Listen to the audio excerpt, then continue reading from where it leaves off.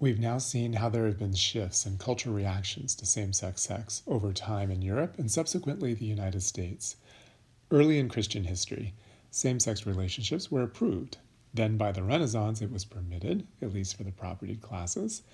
However, over time, Western culture has moved from largely permitting same-sex sex to largely tabooing it. The paradox here is that this shift toward tabooing same-sex sex is what ultimately led to the emergence of a gay and lesbian identity, community, and social movement. So this gives us an opportunity for a bit of a history lesson regarding queer identity and activism. Given that the story of queer people has largely been erased and left out of our history books, and you're not likely to come across it elsewhere, I think it's only fitting to include some of that history here. Remember that gay and lesbian identity as we know it didn't even exist until the 1900s. Yes, there has always been homosexual behavior, but a gay or lesbian identity is a very recent development. So, how did this happen?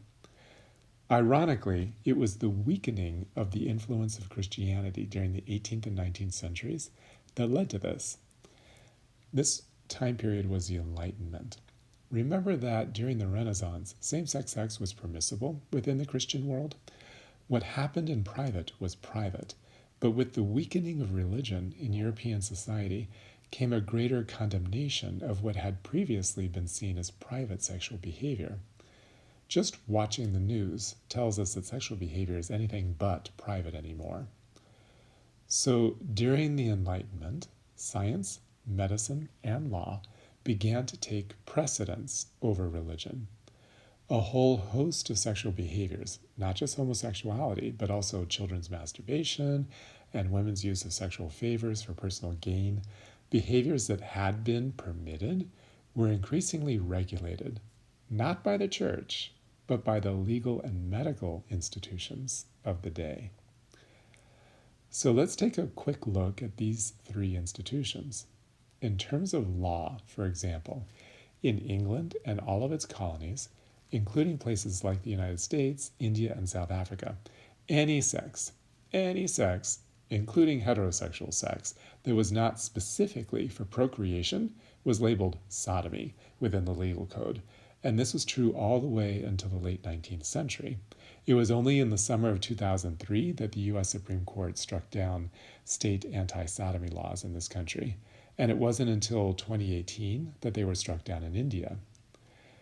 In terms of science, biologists conveniently overlooked or explained away homosexual behavior, even in the animal kingdom, because it didn't fit into their view of what was, quote, natural, underscoring the belief that it was a crime against nature. Only today are we acknowledging that homosexual and bisexual behaviors are natural, even in the animal world. Scientists and doctors were the first to distinguish heterosexual from homosexual, and when they did, they defined homosexuality as unnatural in accordance with the law of the time. In other words, labels for same-sex behavior had to be created, and as soon as the behavior was labeled, those engaging in such behavior were labeled as well. So in terms of heterosexual and homosexual, these terms entered our vocabulary at the turn of the last century. Again, prior to that time, these categories didn't exist. Medicine followed the same course and considered homosexuality to be unnatural. As a result, homosexuality was identified as a mental illness, and that didn't change until the mid-1970s, though some, including Trump's vice president, still believe it is. We'll focus our attention on this in the next topic. So, law, science, and medicine, they all attempted to define homosexual and bisexual behavior as abnormal, as not natural. But again, there's a difference between what is natural and what is second nature. In order not to be left behind and to maintain its relevance, religion actually picked up on this culture. They picked up on the scientific, medical, and legal views of sexuality, and they began to publicly condemn same-sex sex as inherently sinful and wrong, something they had not done in their history prior to that time.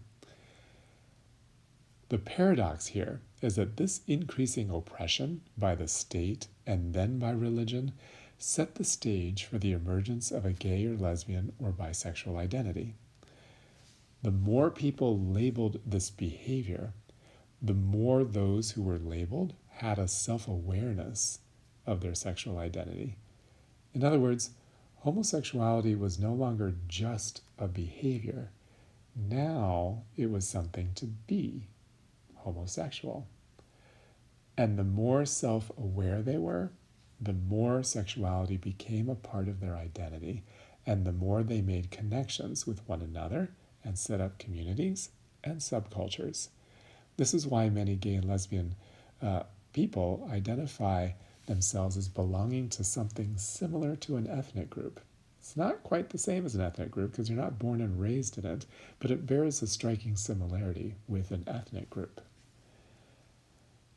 There were several additional factors that promoted the development of gay and lesbian communities that I should probably identify here. At the beginning of the 20th century, urbanization and capitalism created unprecedented opportunities for young people to get jobs and live away from their families. Also, at the end of World Wars I and II, there were a lot of young single people, many of whom were returning from the war, who ended up living in the cities on both coasts of the United States. And now that they had a label, homosexual men and women began to congregate and self-identify as gay or lesbian. The concentrated populations of gay and lesbians in urban areas set the stage for resistance and rebellion against the legal and medical control that created the homosexual underground in the first place. In other words, congregating in communities laid the groundwork for networking and organizing. Here's some examples. First, there was the Mattachine Society, founded by Harry Hay in 1951. This was very much an assimilationist movement, emphasizing the message that we're just like straight people.